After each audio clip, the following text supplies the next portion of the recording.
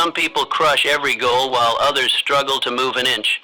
It isn't luck, it's the lessons they live by. The difference lies in the mindset they build, the habits they master, and the beliefs they protect. If you want to outperform everyone else, start by learning what the unstoppable already know. Strip away excuses, destroy distractions, and rise with purpose. Once you embrace these lessons, nothing can hold you back. The world doesn't reward the average, it bows to the unstoppable.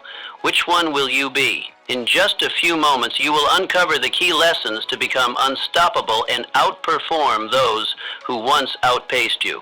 You must decide who you are going to be. Most people drift through life like shadows, never truly choosing, only reacting. There comes a pivotal moment when you must stand before the mirror of your soul and decide, who are you becoming? Until you answer this question with absolute conviction, you will forever float in currents designed by others. You must choose to be the architect of your destiny, not a wanderer lost in the wilderness of possibility. This clarity of identity becomes your North Star. Without it, every shiny distraction becomes a dangerous detour. But once you know exactly who you're meant to be, the universe responds. The chaos that once overwhelmed you shrinks to manageable size. The constant noise that clouded your judgment quiets to a whisper. You no longer exhaust yourself chasing fleeting approval because you walk with unmistakable purpose. And purpose, true purpose, makes you magnetic to opportunity. How do you claim this transformative power? Begin by writing it down, not vague, half-formed dreams, not goals borrowed from others' expectations, but a decision carved in stone. I am the person who will build what others thought impossible, conquer what others feared to approach, and lead where others hesitated to venture. Then you speak it aloud until your voice no longer trembles. You live it through daily choices that align with this vision. You suffer for it when the path grows steep, and you rise with it again and again when obstacles knock you down. Booker T. Washington. Born into the chains of slavery, he possessed no wealth, no connections, no clear path forward, but he decided with unshakable certainty who he would become. From that singular clarity, he built the Tuskegee Institute from nothing, led a movement that transformed education, and shaped an entire generation's understanding of possibility. He chose his identity before the world handed him one. So must you. The question stands before you now like a doorway to your future. Will you passively accept the labels and limitations others place upon you? Or will you define yourself once and for all with the fierce determination that separates extraordinary lives from ordinary existence? Your answer is not just a thought. It's a declaration that will echo through every decision you make hereafter. Choose wisely, choose boldly, but above all, choose. Set a goal so big it scares small thinking away. The size of your goal determines the size of your life. Most people don't fail because they're aiming too high and missing. They fail because they're aiming too low and hitting their mark with disappointing precision. They play it safe, nestled in comfort, thinking small. But you weren't born to be average, you were born to be extraordinary. When you set a goal, so massive it makes your heart race, so ambitious it forces you to stretch beyond your current capabilities, so compelling it causes you to wake up hungry for progress, you become something more than you were yesterday. That caliber of goal kills laziness at its root. It crushes doubt under its weight. It makes excuses appear so pathetically inadequate they cannot survive in its presence. Because now you're not just chasing an outcome, you're pursuing something that demands your complete transformation. Begin with a crystal clear vision. What would the absolute pinnacle version of your life look like? Not just measured in dollars and cents, but in meaningful impact. Not just evaluated by comfort acquired, but by contribution made. Write this vision down with painstaking detail. Draw it if words fail you. Speak it aloud daily until it becomes the only language your soul recognizes and responds to. Thomas Edison. He wasn't merely trying to craft a marginally better candle. Such pedestrian thinking would have changed nothing. Instead, he fixed his sights on lighting the entire world. People laughed at the audacity. They mocked his repeated failures. The small-minded called him foolish, but Edison remained unmoved, continuing his relentless pursuit until he discovered the filament that would literally illuminate humanity's path forward. That's the transformative power of a goal that terrifies mediocrity. It rewires your neural pathways to focus exclusively on solutions rather than dwelling on temporary setbacks. Small goals create small lives. They demand little and return less. They don't wake you up at night with excitement or drive you to work while others rest. They don't force you to become more than you are. But a goal of magnificent proportion, it pulls you forward like gravity. It gives ordinary days extraordinary purpose. It makes the impossible seem merely difficult, and the difficult merely a matter of time. Your mind will fight this at first. It will produce perfectly reasonable objections. That's too big. People like me don't achieve things like that. I don't have the resources. What if I fail? Recognize these thoughts for what they are. The death throes of small thinking, as it's being crushed by the weight of your emerging greatness. Setting a goal of this magnitude requires courage. It means standing alone sometimes. It means facing ridicule from those who cannot comprehend your vision. It means risking failure on a scale that would terrify the average person, but it also means discovering capacities within yourself that would have remained forever dormant had you chosen the path of comfortable mediocrity. Look at any person who has fundamentally changed their field, their community, or the world. From business titans to scientific pioneers, from artistic revolutionaries to social reformers. None of them set out to make incremental improvements to the status quo. They set goals so audacious they were often laughed out of rooms. Yet their visions were precisely what allowed them to persevere when lesser ambitions would have collapsed. The question stands before you now, demanding an answer. Will you dream like the average, setting goals that require nothing more than you already possess? Or will you build like a visionary, creating a target so magnificent it forces you to become the person capable of achieving it? Your answer changes everything. Burn the bridges that lead back to comfort. You can never become truly unstoppable if you always leave yourself an escape route. Safety is the silent, seductive enemy of greatness. The critical decision stands before you.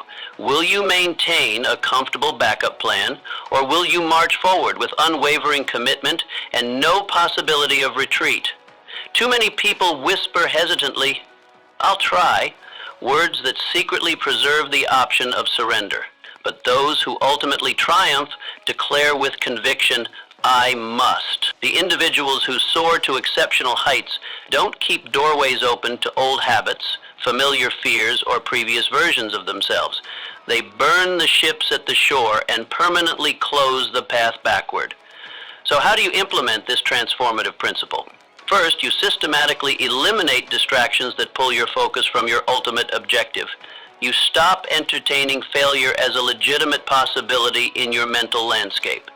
You make a binding declaration to your family, your friends, and most importantly to your own soul. This is who I am now, and when inevitable challenges arise, when the path grows difficult and doubt creeps in, you refuse to negotiate with weaker impulses. You remind yourself that retreat is no longer physically possible. Hernán Cortés, who upon arriving in the New World issued the unthinkable command for his men to burn their ships. Why such a drastic action? Because he understood that eliminating the option of return would transform his men's psychology. Without an escape plan, the only direction remaining was forward. Because of that single decision, they conquered against overwhelming odds. Without a fallback position, human potential expands to meet the demands of circumstance. This same principle applies directly to your goals, your discipline, your most cherished dream. Burning bridges creates clarity. When retreat is impossible, innovation becomes necessary. When comfort is no longer accessible, strength becomes inevitable. The human spirit, when cornered by its own highest aspirations, will discover resources previously hidden from view. This approach defies conventional wisdom. Society celebrates keeping options open, maintaining safety nets, and preserving Plan B. But those who transform their lives and leave lasting marks on the world understand a counterintuitive truth. Options breed hesitation. Multiple paths create division of energy. Safety nets unconsciously permit falls. The most powerful commitments are those that eliminate alternatives. Marriage works because two people decide to burn the bridges to other relationships.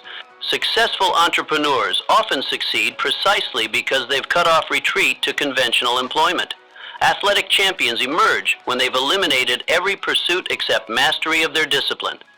The discomfort you feel at this concept directly corresponds to how necessary it might be in your life. The very bridges you're most reluctant to burn likely represent the very comforts keeping you from your greatest potential. What bridges must you courageously set aflame today? What comfortable fallback options are secretly undermining your commitment? What old habits, relationships, or mindsets are you preserving that actually preserve your Identify them, name them, then eliminate them with the decisive action that has launched every great achievement throughout history. Remember, those who keep their ships intact may always have somewhere to retreat, but they rarely have reason to advance. Repeat until it's boring, then master it anyway. You don't become excellent by dabbling in passing interests. You become excellent by choosing disciplined repetition over constant entertainment. While most people endlessly chase novelty and excitement, true success lies hidden in seeming monotony. It's concealed in doing the same fundamental thing over and over until it transforms from conscious effort into pure instinct. When others grow bored and quit, you stay rooted. When the initial thrill fades but the duty remains unchanged, you don't merely persist, you double down. This is precisely how you separate yourself from the mediocre masses. You commit to doing what must be done whether it excites your emotions or not. The professionals understand what amateurs never grasp. Excellence lives on the far side of boredom. Build a daily routine that systematically protects your growth from distraction. Discipline your mind to find deeper satisfaction in repetition than in variety. Each additional rep at the gym, each extra hour of focused reading, each uncomfortable conversation you initiate rather than avoid, these are the individual bricks that collectively build your castle of mastery. The walls grow stronger not through innovation, but through consistent, patient application. Jesse Owens, who trained for years in relative obscurity before the world recognized his name. His daily regimen wasn't glamorous or exciting. It consisted of the same fundamental movements repeated thousands of times when no one was watching. But when he eventually ran in Berlin, every powerful stride represented the culmination of relentless, often boring, unseen practice. What made him immortal wasn't the event itself, it was the preparation that preceded it. The world celebrates moments of triumph, but rarely witnesses the tedious repetition that creates them. Behind every virtuoso pianist lies thousands of hours of practice. The virtuoso pianist plays the same scales for decades. The champion fighter throws the same punch 10,000 times. The successful writer produces pages daily, whether inspiration strikes or not. This principle extends beyond physical skills into every domain of excellence. The greatest business leaders master fundamental principles and apply them consistently. The most influential thinkers explore the same core questions with deepening insight. The most impactful relationships are built on reliable habits of attention and care, not sporadic grand gestures. Mastery requires you to fall in love with boredom, to recognize that progress often feels like stagnation because true advancement happens incrementally, almost imperceptibly. The day-to-day progress may seem minimal, but the compound effect over time becomes unstoppable. This is why so few achieve greatness. They cannot tolerate the plateau periods where visible progress seems absent despite continued effort. The question you must face honestly: are you willing to be occasionally bored for the sake of your greatness? Or do you require constant stimulation and variety to maintain commitment? Your answer reveals whether you're building for temporary excitement or lasting impact. The professionals understand that repetition isn't the enemy of growth, it's the very engine that powers it. They grasp that mastery isn't just doing something well once under ideal conditions, but performing excellently, repeatedly under any circumstances. This capacity emerges only through deliberate, consistent practice beyond the point where novelty has long since disappeared. Choose what matters most, then commit to it beyond boredom. The reward isn't just skill, it's the unshakable confidence that comes from knowing you've earned your expertise through the kind of dedication few will sustain. Replace fear with service. Fear shrinks your power, but service multiplies it exponentially. When your focus remains fixed on yourself, your ego, your image, your personal outcomes, fear will inevitably dominate your decisions. But when you deliberately shift your purpose toward helping others, you become surprisingly bold, remarkably unshakable. You see, fear at its core is merely self-absorption disguised as caution. It's the voice constantly asking, what will they think of me? What if I fail and look foolish? But service asks entirely different questions. Who desperately needs me to succeed today? Who suffers if I play small or remain silent? That fundamental shift transforms paralyzing fear into powerful fuel. Begin with small acts of service. Serve your immediate team by consistently showing up with excellence when mediocrity would be tolerated. Serve your family by modeling resilience when circumstances invite collapse. Serve your community by solving problems others ignore. Serve the world by becoming the highest, most capable version of yourself. Suddenly, fear becomes strangely irrelevant because you're no longer the central point of the narrative. Florence Nightingale, who refused to let fear of disease or biting social criticism deter her mission. While others retreated from sickness and suffering, she advanced toward it with determined compassion. She focused exclusively on saving lives amid deplorable conditions, and in doing so, transformed into a global symbol of courage that resonates generations later. Her mission grew larger than her fears. Yours can too. The paradox of courage is that it rarely emerges from focusing on being brave. It emerges naturally when something matters more than your comfort. Parents routinely demonstrate this truth. The same person who fears public speaking will unhesitatingly confront anyone who threatens their child. Their service to another instantly overshadows personal fear. This principle works equally well in business, creative pursuits, or personal growth. The entrepreneur who focuses primarily on not failing stays paralyzed. The entrepreneur dedicated to solving a meaningful problem for others moves forward despite uncertainty. The artist worried about criticism produces nothing. The artist committed to expressing truth that might help even one person creates prolifically. When you focus inward, obstacles appear insurmountable. When you focus outward on service, those same obstacles become merely problems to solve for the benefit of others. Practical application begins with a single question each morning. Who can I serve today, and how? Start noticing needs around you. Listen for problems you're uniquely positioned to address. Train yourself to interpret fear not as a warning to retreat, but as a signal that something meaningful awaits your contribution. The greatest leaders throughout history share this common trait. They replaced self-concern with genuine service. Their personal fears became irrelevant compared to the urgency of their mission to improve others' lives. The pivotal question now confronts you. Will you continue hiding behind your fears, making yourself the center of every situation? Or will you lead boldly with your purpose, focusing on the difference you're here to make? Master your mind before you master anything else. The battlefield of life is first won in the mind. Before you achieve externally, you must believe internally. Before you rise in the world, you must train your thoughts to obey your command with military precision.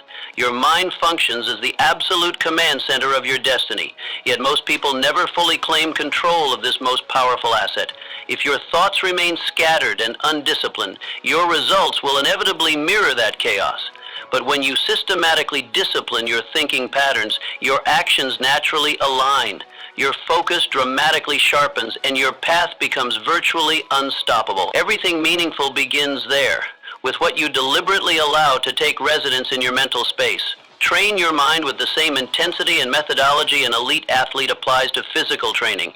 Daily affirmations that reinforce your identity, vivid visualization of desired outcomes, immediate rejection of negative input, and consistent intellectual growth are not optional luxuries, They are absolute necessities for anyone seeking extraordinary results. Andrew Carnegie, who rose from poverty to become a steel industry titan despite minimal formal education. He employed focused mental discipline to amass unprecedented fortune and influence in his era.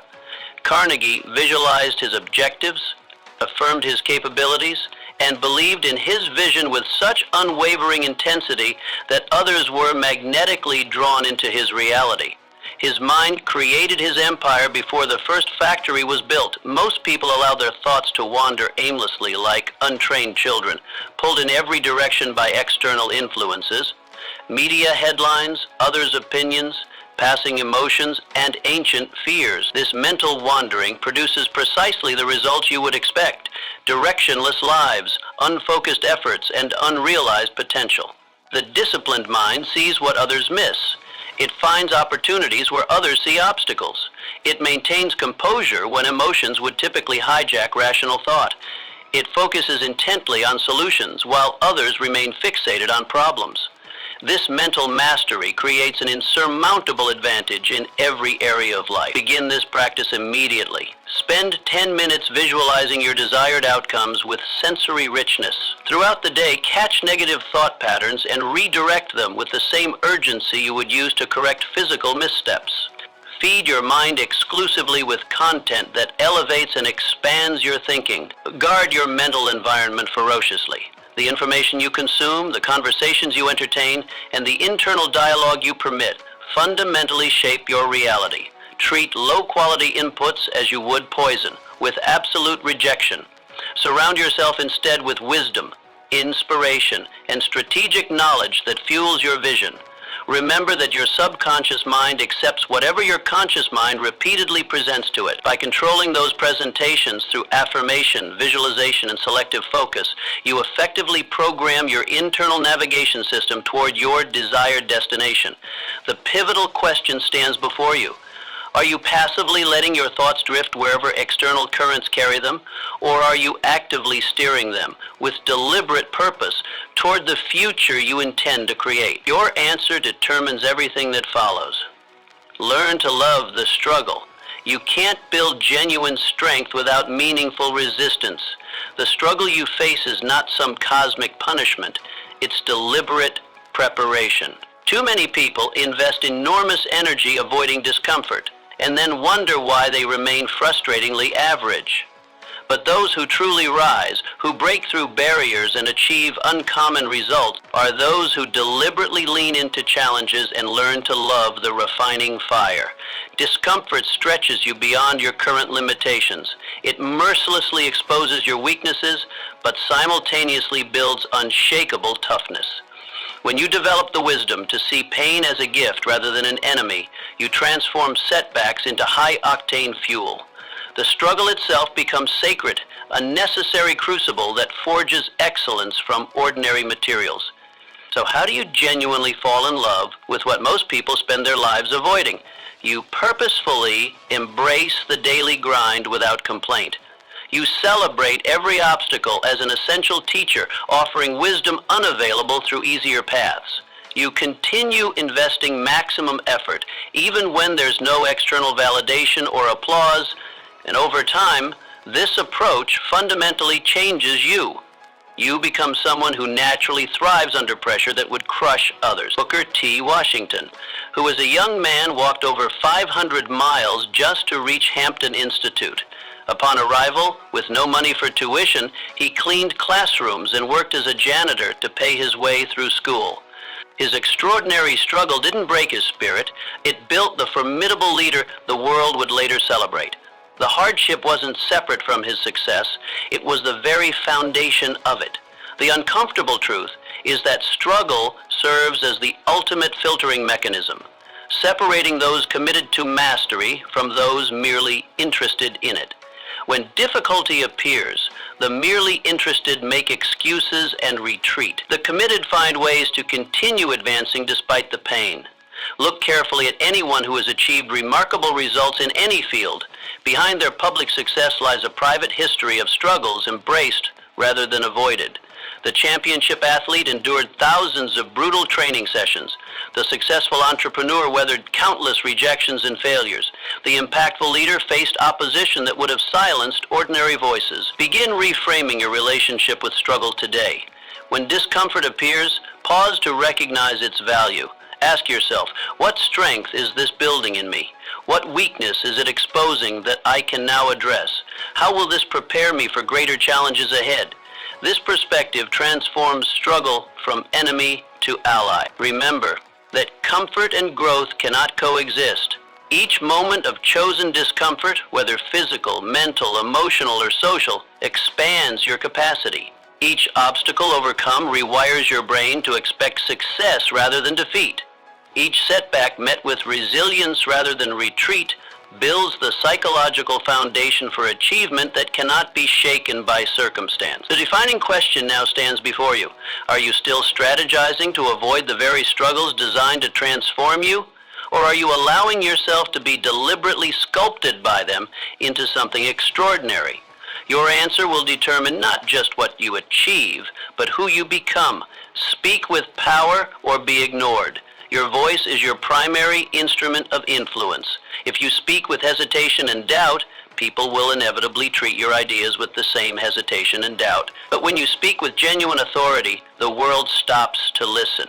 Your tone, your deliberate choice of words, your unwavering belief in what you're saying, these elements collectively determine your impact and influence. You must systematically train yourself to communicate with razor-sharp precision and unshakable conviction, not arrogance or bluster, but authentic certainty. Because the uncomfortable truth remains, no one will fully believe in your vision until you demonstrate complete belief in your own words. Practice this skill daily with intentionality. Speak your vision aloud, even when alone, to strengthen your conviction.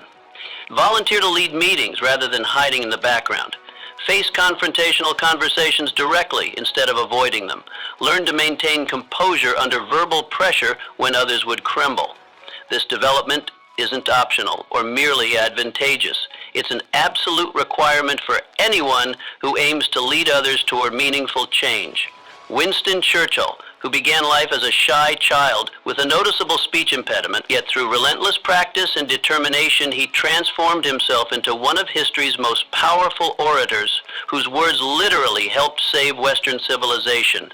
He didn't passively wait for confidence to appear, he methodically built it, one carefully crafted sentence at a time. Powerful speech carries certain recognizable qualities. Clarity instead of confusion, brevity instead of rambling, conviction instead of qualification, purpose instead of aimlessness. When you speak with these qualities, you command attention naturally without demanding it. Begin elevating your communication immediately. Eliminate weak phrasing like I think maybe or sort of or just. Replace them with direct, clear statements. Remove unnecessary apologies that undermine your authority before you've even begun. Stand fully behind your words without hedging or backpedaling. Your physical presence reinforces your verbal message. Stand tall, maintain appropriate eye contact, and project your voice from your diaphragm rather than your throat.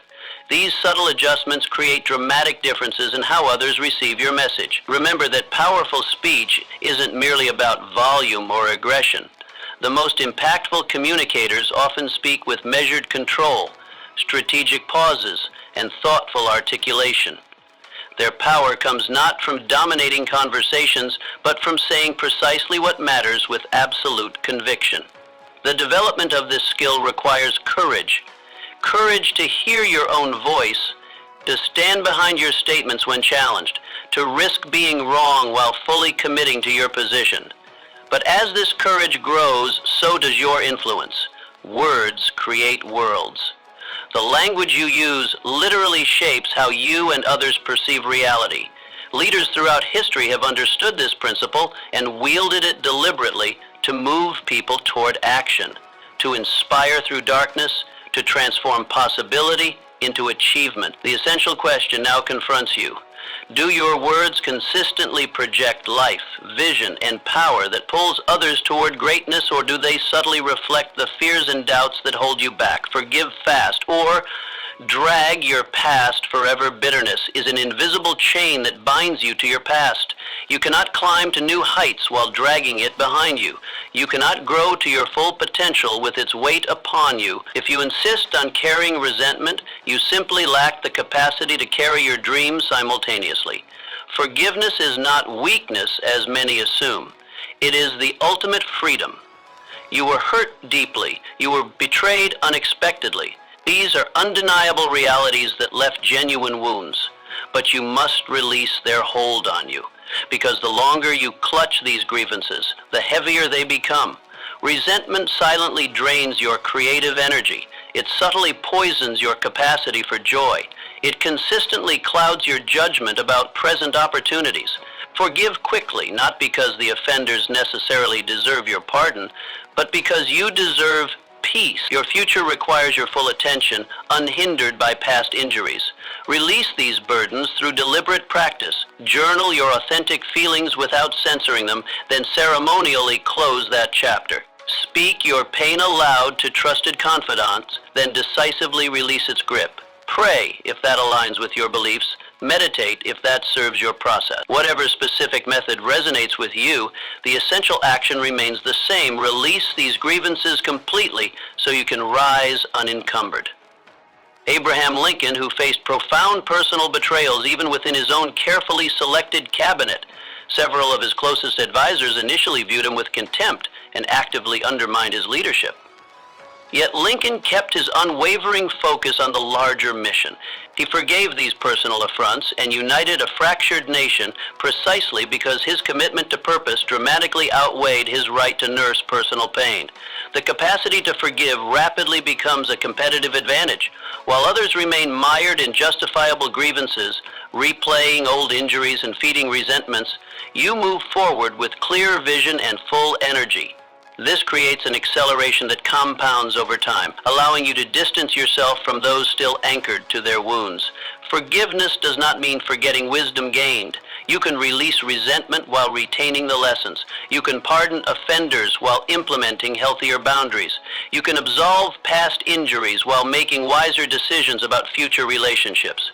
Most critically, forgiveness liberates mental bandwidth. The human mind has finite capacity for attention and emotional processing. Every moment spent rehearsing past hurts represents capacity unavailable for creating, building, connecting, and advancing. The mathematics are simple. Less resentment equals more available energy for growth. Begin this practice immediately. Identify the specific resentments you currently harbor. Name them precisely. Acknowledge their emotional weight, then make the deliberate choice to release them. Not because the offenses weren't real, but because your future is more important than your past. The penetrating question now confronts you. Are you still expending precious life energy fighting battles that ended years ago? Or are you clearing internal space for the new victories that await your full, unhindered attention? Your answer determines whether your past will remain your prison or become merely your foundation. Build a circle that sharpens you. You rise to the level of your circle. If you're surrounded by complacency, mediocrity becomes your ceiling. But when you walk with those who challenge you, you grow faster than you ever could alone. The company you keep shapes your trajectory more than almost any other factor in your life. Your circle doesn't just influence your thinking, it ultimately determines your actions, your opportunities, and your ceiling. This isn't about elitism, it's about intentional growth.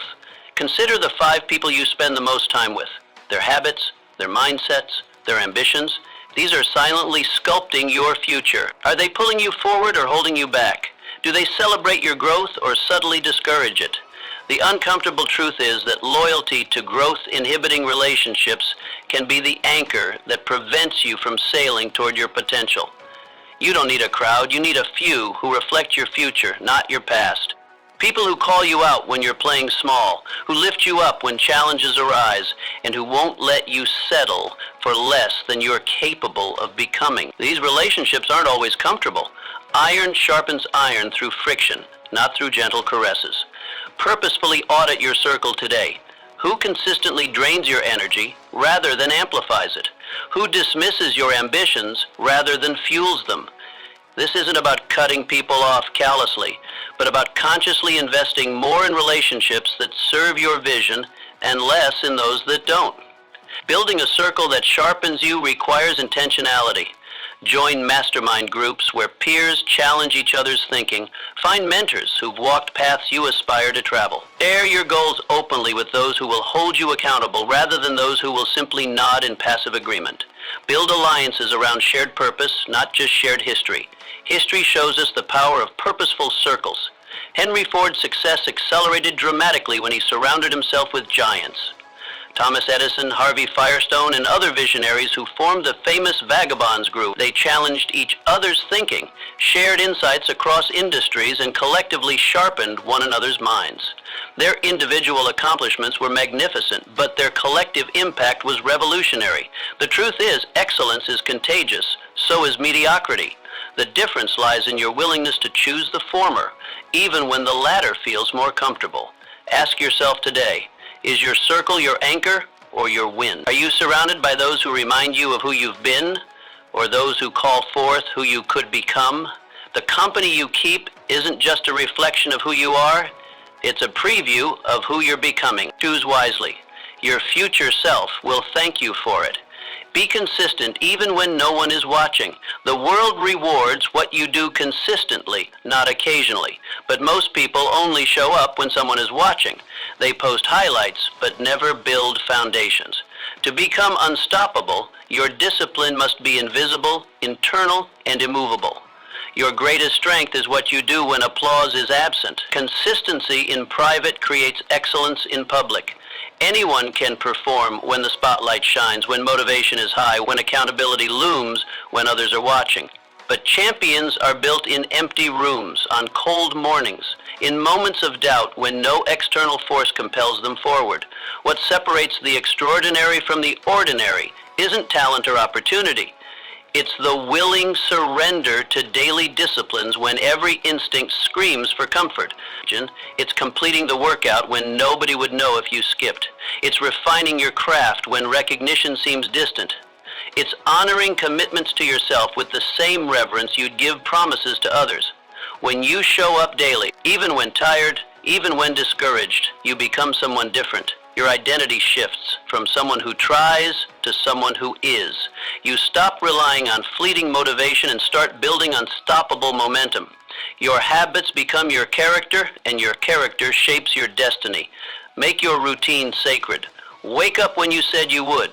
Finish what you promise yourself. Train your mind and body even when no one cares, because in time the results will become undeniable. The small, invisible choices made in private always manifest in public victories that appear sudden to everyone but you. This invisible consistency compounds. Each day you honor your commitments to yourself. You strengthen not just the specific skill, but your overall relationship with yourself. You develop self-trust, the unshakable confidence that you will do what you say, that your word to yourself matters. This self-trust becomes the bedrock upon which all other success is built. History's most profound leaders understood this principle. George Washington didn't lead by words alone. He led by private consistency. Through cold winters at Valley Forge, through low morale and mounting odds, he showed up. Not once, not sometimes, always. That consistency built the foundation of a nation. His men followed him not because of speeches, but because his character, forged through consistency, was unimpeachable. The paradox is beautiful. What you do when no one is watching ultimately determines what everyone will see. Your private disciplines become your public strengths. Your silent consistency becomes your visible excellence. Are you building habits in silence or waiting for a stage before you begin? Are you performing for others or preparing for greatness? The answer to these questions will determine whether your success will be fleeting or fundamental. True power lies not in occasional brilliance, but in relentless consistency. Not in what you could do, but in what you unfailingly do. Not in your intentions, but in your habits. Be consistent even when no one is watching. Eventually, everyone will see. Turn rejection into raw fuel. Rejection is not a wall, it's a weapon, if you know how to use it. Most people take rejection personally. They let it bury them. But the few who succeed take it as proof they're pushing beyond limits. Rejection means you are in motion. You are risking. You are alive. Every no you receive is evidence that you're operating at the edge of possibility. While others retreat to the safety of never asking, never trying, never risking, you stand in the arena. Your wounds aren't signs of weakness, they're medals of courage. The difference between extraordinary and ordinary often lies not in talent, but in how you process the inevitable rejections along your path. But to use rejection, you must flip its meaning. Instead of hearing, "You're not enough," hear, "Not yet." Instead of retreating, get better, improve, sharpen. Use the pain, but don't become the pain. Let it push you, not define you. Rejection isn't personal, it's simply data, feedback for your next iteration. The masters in any field share this trait. They've faced more rejection than the average person could bear. They've simply learned to metabolize it differently. What breaks others merely bends them temporarily. They've developed the psychological alchemy that transforms disappointment into determination. Reflect on every no. Ask, what can I improve? What truth does this teach me? Turn your rejections into relentless refinement. Sometimes the lesson isn't about changing course, but about persistence. Other times it reveals blind spots you couldn't see. Either way, rejection becomes your most honest teacher when you're humble enough to learn from it. History's innovators weren't immune to rejection. They were simply immune to letting rejection stop them. Walt Disney was rejected hundreds of times by investors who said he was unrealistic, but he kept going. Why? Because the vision was bigger than the opinions, and today his name is etched into history. Your capacity to face rejection directly correlates with your potential for achievement. The greatest risk isn't being rejected. It's never putting yourself in position to be rejected at all. It's playing so safe that your dreams slowly suffocate under the weight of what-ifs and somedays. The pattern is clear. Those who turn rejection into fuel reach heights that rejection avoiders never will. They understand that comfort and greatness rarely coexist. They embrace the discomfort of temporary rejection for the exhilaration of eventual breakthrough. The question isn't whether you'll face rejection. That's guaranteed if you're pursuing anything worthwhile. The question is what you'll do with it. Will you let it convince you to shrink back into safety? Or will you use it as evidence that you're exactly where you need to be, on the edge of your potential, pushing boundaries that most never approach? Will you break from rejection or break records with it? The choice and the legacy it creates is yours alone. Discipline is freedom. It sounds like a paradox, but it is absolute truth. The more disciplined you become, the more freedom you create. Most people think discipline is a cage. But in reality, it's the master key that opens every door worth walking through. The undisciplined person is at the mercy of their environment. Their energy fluctuates with their mood. Their productivity depends on inspiration. Their health rises and falls with temptations. Their finances expand and contract with impulses. Without the structure of discipline, they live reactively, not proactively, pushed by circumstances rather than pulled by vision. Without discipline, you're a slave to mood, to impulses, to external pressure. But with discipline, you're in command. You move by choice, not by chance. You design your future. The disciplined mind acts from intention rather than reaction. It is not swayed by the whims of the moment or the path of least resistance. It understands that freedom isn't the absence of structure. It's the presence of the right structure. True freedom isn't doing whatever you want in the moment. It's having the power to achieve what matters most in life. The disciplined person is free to achieve their most ambitious goals because they've mastered themselves first. They're free from the tyranny of indecision because they've committed to clear priorities. They're free from financial stress because they've instituted spending discipline. They're free from health crises because they've maintained physical discipline. Build structure into your life. Time block your days. Stick to the schedule. Delay pleasure. Choose the pain of discipline over the pain of regret. Small, consistent actions compound into extraordinary results. The daily workout builds the strong body. The daily practice builds the exceptional skill. The daily focus builds the successful business. The daily mindfulness builds the unshakable character. Discipline is not about restriction, it's about concentration of power. Just as a river generates more force when channeled through a narrow passage, your energy creates greater impact when directed with discipline. Your time, focus, and resources, applied consistently toward defined targets, become unstoppable. Benjamin Franklin understood this. He kept a rigorous daily routine, tracking his progress, mastering his energy, refining his craft. Because of that, he influenced science, politics, and philosophy, all in one lifetime. His self-mastery allowed him a breadth of impact few humans have achieved. His discipline didn't constrain his life, it expanded it beyond what most would dare imagine possible. The paradox dissolves when you realize what discipline truly is. It's trading control over trivial choices to gain control over significant outcomes. It's sacrificing momentary pleasures for enduring satisfaction. It's choosing your future over your present. The disciplined life isn't the restricted life, it's the liberated life. It's freedom from regret, from potential squandered, from dreams deferred. It's the freedom to become exactly who you're capable of becoming. Are you free because you are disciplined, or trapped because you refuse it? Your answer determines not just what you'll do today, but who you'll become tomorrow. Never outsource your self-worth. Too many people base their worth on the opinions of others. But when your value depends on applause, you become a puppet. If they cheer, you're confident. If they boo, you're broken. That is not power. That is slavery. The external validation trap is seductive. Professional recognition, relationship approval, these feel like sustenance for the soul. But they're sugar rushes that crash, leaving you hungrier than before. When your self-pigeon is outsourced, you're perpetually at risk. One criticism can collapse what 100 compliments built.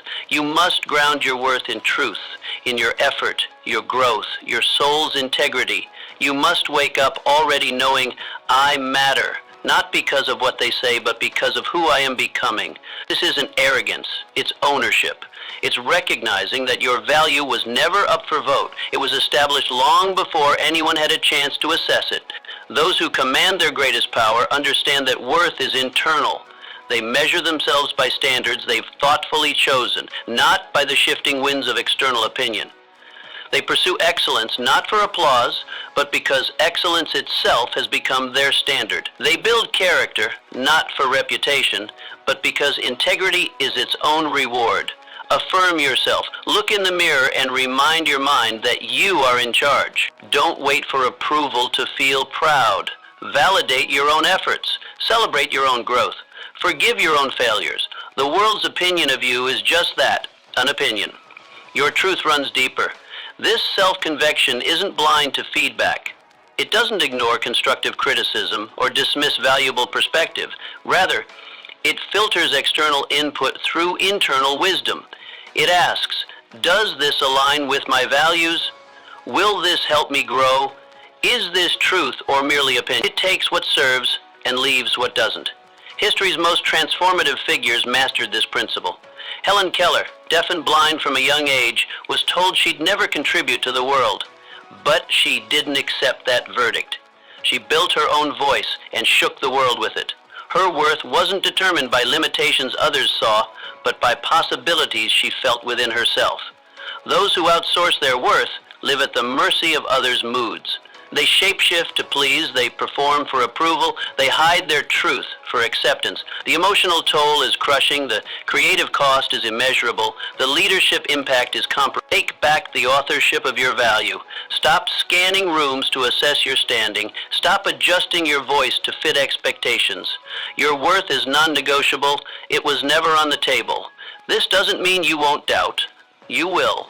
But in those moments, return to your foundations, your effort, your growth, your intentions, your courage. These are the true measures of a life well lived, not the fleeting opinions that surround you. Is your value internal and unshakable, or rented from the opinions of others? The answer will determine whether you live by design or by default, whether you lead or follow, whether you create history or merely observe it. Become the example others follow. Don't just chase greatness, Embody it. Let your life speak so loudly that others don't need convincing.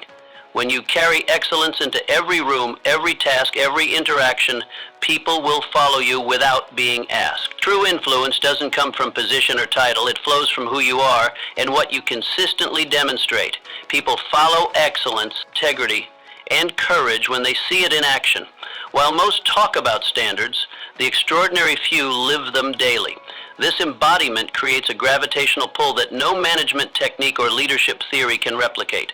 To become the example, raise your standards. Arrive early, prepare more, speak less, and show more. Don't ask others to do what you haven't done. Let your actions make the noise. In a world of empty promises and hollow rhetoric, a person who delivers without announcement becomes magnetic. Excellence doesn't need a spotlight. It creates its own. The most powerful examples aren't perfect. They're authentic. They acknowledge struggles while showcasing resilience. They make mistakes, but take ownership. They face the same challenges as others, but respond with uncommon character. This genuine journey, visible to all, inspires more than flawless performance ever could.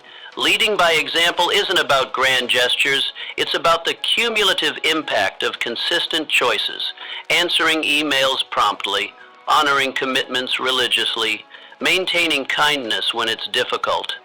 These seemingly small habits compound into undeniable character that others naturally want to emulate. The example setter understands that teaching happens most powerfully through demonstration. Complex concepts like integrity, work ethic, and resilience are caught through observation more than taught through explanation. Your daily conduct is writing a leadership manual that others study, whether you realize it or not. Theodore Roosevelt didn't just talk about leadership, he lived it. Whether ranching cattle or leading a nation, he embodied grit, character, and unstoppable action. His presence alone inspired movements. When he charged up San Juan Hill, he didn't point the way, he led the charge. When he advocated conservation, he didn't just sign legislation, he slept under the stars with John Muir. His life was his most compelling argument. Being the example requires tremendous self-discipline. You must hold yourself accountable when no one else will. You must maintain standards when others accept mediocrity. You must embody your principles even when it's inconvenient or unpopular. This unwavering commitment is precisely what makes your example so powerful. Others recognize the authenticity of conviction that costs something. The irony is beautiful. The more you focus on being the example rather than seeking followers, the more naturally others will follow. Leadership influence flows to those who aren't chasing it, but are instead pursuing excellence with such focus that they create a wake behind them. Are you setting the tone or waiting for someone else to lead first? Are you demonstrating the standard or just discussing it? The answers reveal whether you're positioned to shape culture or merely reflect it. Become the example that makes others believe greater achievement is possible, not through words, but through the undeniable evidence of a life well lived. Guard your time like your life depends on it. Time is the only resource you can never get back. Once it's gone forever. And yet, most people give it away like it's worthless. They say yes to distractions, waste hours on nonsense, and wonder why success never shows up. Your time is not just currency, it is your life force, parceled out in moments that accumulate into your legacy. The way you spend your hours is quite literally the way you spend your life. While people obsess over financial investments, they ignore the more critical investment of their irreplaceable time. You must become ruthless with your schedule. Every minute you give to something that doesn't move you forward steals from your purpose. Time is not just money, it's your life in motion. The most successful people on earth don't have more hours than you do. They simply guard those hours with ferocious intention. Most drift through days responding to whatever feels urgent. They react to notifications, surrender to interruptions, and wonder why they never make progress on what matters most. They treat time as if it were infinite, as if there will always be tomorrow to start the important work. But time is mercilessly finite. Start tracking your days, block time for deep work, eliminate activities that drain you. Say no without guilt. Honor your time like it's sacred, because it is. Create boundaries that others cannot cross. Develop the courage to disappoint people temporarily, rather than disappoint yourself permanently. Time thieves are everywhere, disguised as quick meetings, breaks, and the tyranny of the urgent over the important. Identify them, eliminate them. Your focus is too valuable to surrender to whatever screams loudest for attention. The masters of any craft understand this principle. They don't find time for important work. They make time by eliminating the unimportant. They recognize that achievement doesn't come from doing more things, but from doing the right things with complete focus and presence. Your time management reflects your self-worth. When you allow others to constantly interrupt, when you fail to protect your creative hours, when you surrender your attention to whatever appears on a screen, you send a message about how much you value your own potential. Time is the raw material from which you craft your future. Guard it accordingly. Protect it fiercely. Invest it wisely. Use it for creation rather than consumption. Give it to the few things that truly deserve you. Do you control your time, or does your time control you? The answer determines whether you'll create the future you desire or simply watch it slip away, one distracted hour at a time. Don't seek balance. Seek paper.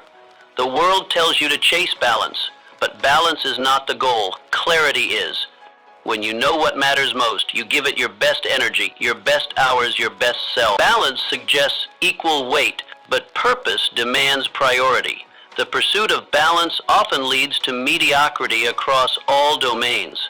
You spread yourself thin, giving partial attention to everything, full attention to nothing. Purpose, by contrast, creates necessary imbalance, the kind that moves mountains, builds legacies, and changes lives. It recognizes that not everything deserves equal space in your life. You can't give everything equal time, but you can give the right things full presence. That's the difference between a scattered life and a focused legacy. When you're with your family, be fully there. When you're building your business, be all in. When you're serving your community, give it complete focus. This fullness of presence, this quality of attention matters more than perfectly distributed hours. Purpose isn't about doing less. It's about pouring yourself into what matters most. It's about organizing your life around a central mission rather than trying to fit your mission into an already crowded life. It's about making hard choices with clarity rather than easy compromises that satisfy no one, least of all yourself. Define what matters most, protect it, make sacrifices, be willing to be misunderstood by those chasing everything but standing for nothing. The purposeful life isn't always popular. It requires saying no to good things to say yes to great things. It means disappointing some to deeply impact others. It demands seasons of apparent imbalance that seem extreme to observers, but feel aligned to you. The myth of perfect balance creates perpetual guilt. You feel you're always neglecting something, but when you organize around purpose, you make peace with necessary trade-offs. You recognize certain seasons require intensity in one area. You stop expecting uniform distribution of your energy across all domains at all times. Clara Barton, founder of the American Red Cross, was not balanced. She was purposeful, and because of that, she saved thousands of lives. During the Civil War, she didn't divide her attention equally between comfortable living and battlefield nursing. She gave herself fully to her purpose, often working to exhaustion, sleeping in ambulances, and risking her life under fire. This imbalance wasn't dysfunction, it was devotion to what mattered most. Purpose creates a hierarchy of values that simplifies decisions. When you know your primary aim, you filter opportunities through that lens. You evaluate relationships, career moves, and daily habits based on whether they support or distract from your core mission. This clarity eliminates the exhausting deliberation that comes from trying to weigh everything equally. Don't misunderstand. Purpose doesn't mean neglecting health or relationships.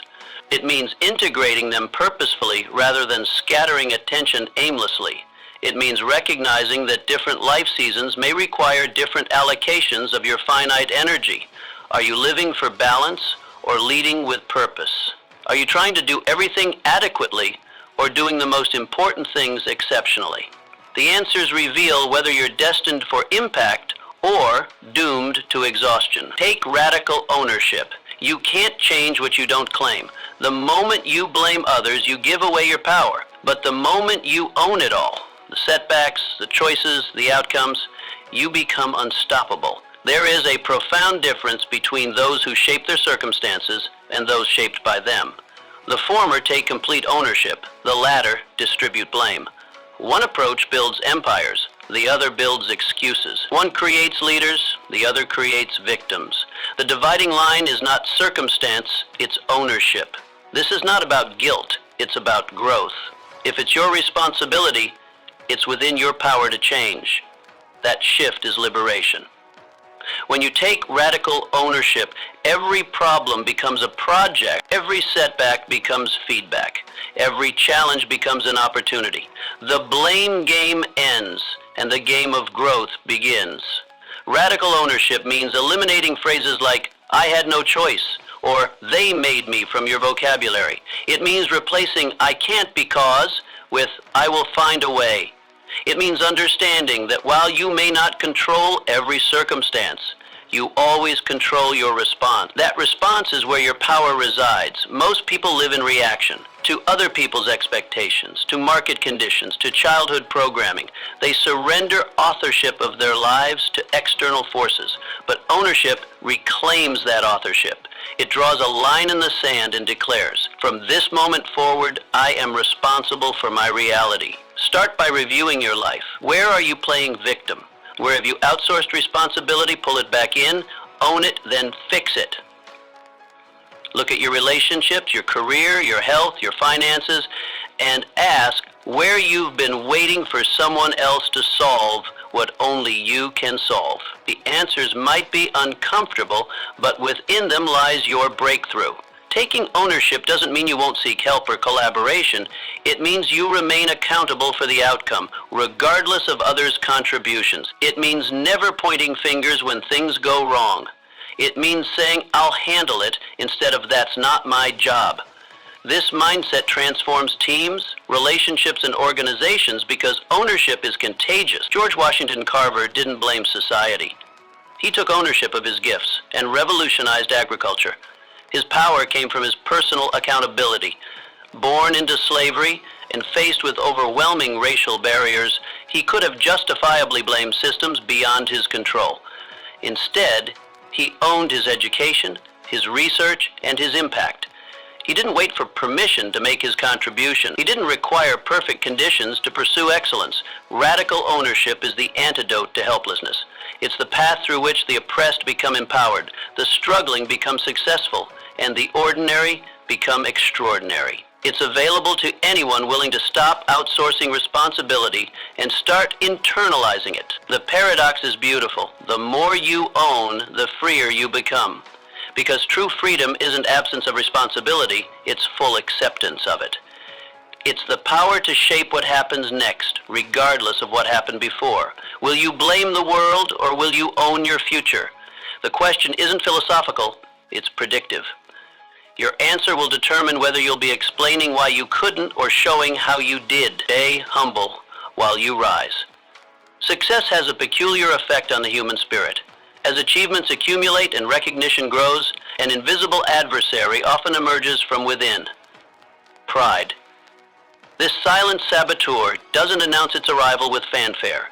Instead, it infiltrates gradually, reshaping your perspective until the ground beneath your feet feels deservedly higher than others.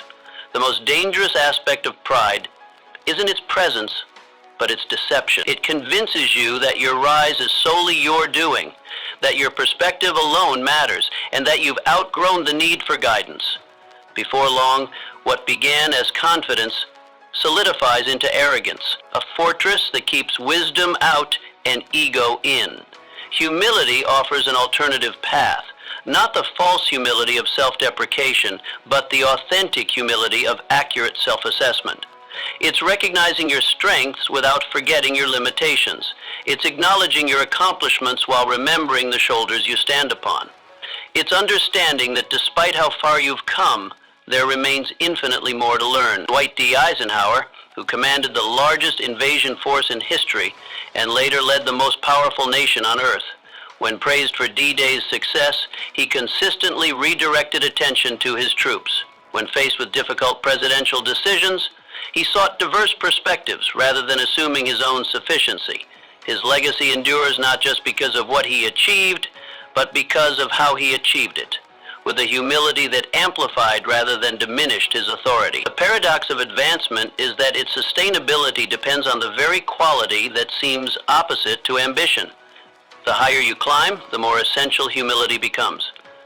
Like a towering tree that must extend its roots proportionally to its height, your growth upward requires equal growth downward into the grounding soil of humility. This principle manifests in practical habits, remaining teachable regardless of your title, listening to feedback, especially when it challenges your thinking, attributing success liberally to others while claiming responsibility for shortcomings, approaching each day as a student, not a master. Many mistake humility for weakness, believing that self-promotion and dominance secure advancement. Yet, history and experience repeatedly demonstrate the opposite. The loudest voices often fade fastest, while those who speak with quiet confidence, rooted in capability rather than bravado, build lasting influence. Humility isn't the absence of self-awareness, but its fulfillment. It's not denying your gifts, but recognizing their source and purpose.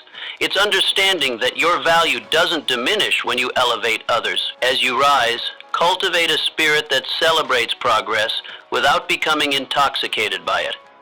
Practice gratitude that acknowledges both your efforts and the countless contributions that made them effective. Remain open to correction, hungry for growth, and generous with opportunities. The truest measure of your rise isn't the height you reach, but the number you lift alongside you.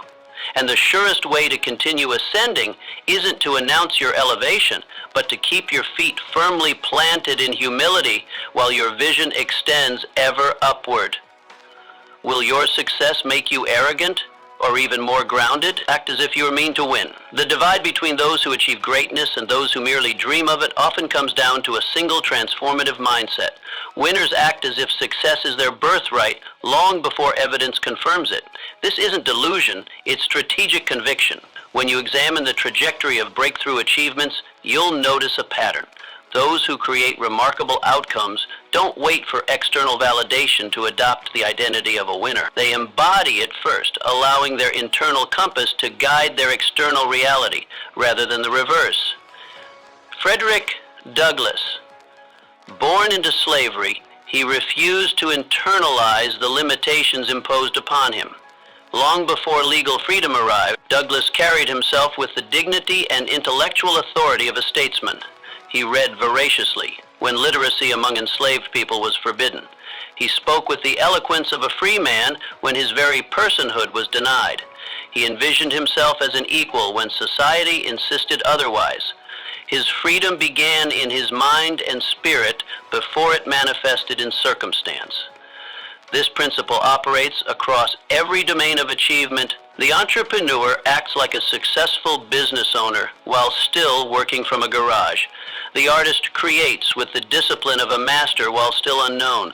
The athlete trains with championship intensity before winning any medals. They don't pretend, they prepare. Acting as if you are meant to win requires specific daily practices.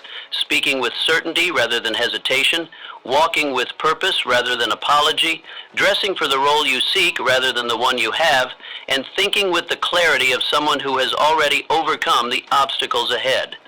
But this mindset isn't about superficial posturing. It's about aligning your complete self, thoughts, words, actions, and appearance with your deepest convictions.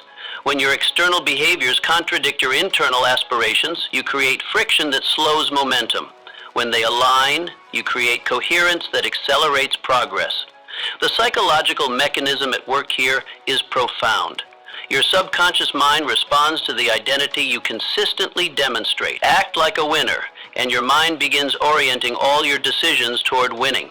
Your reticular activating system, the mental filter that determines what you notice, begins highlighting opportunities rather than obstacles. People respond differently to your presence, opening doors that remain closed to the hesitant. This approach doesn't guarantee immediate results, but it does guarantee immediate shifts in your relationship to challenges. Disappointments that might derail someone waiting for permission become mere data points for someone committed to their destination. The question isn't whether you have what it takes. The question is whether you'll behave as if you do. Starting now, before the evidence arrives. Will you wait for external confirmation of your potential? Or will you walk, speak, and think like someone destined for extraordinary achievement? Your identity precedes your results. Act as if you cannot fail, not from arrogance, but from bone-deep conviction. The world has an uncanny way of making room for those who move with such certainty. Success isn't something you chase, it's something you embody, until it has no choice but to catch up with who you've already become. You've waited long enough. Now is the time to rise, sharpen your edge, and outpace the competition. Apply these lessons with relentless focus and watch your momentum build. The unstoppable aren't born. They're built through discipline and strategy. Start applying what you learned today and let your actions silence every doubt.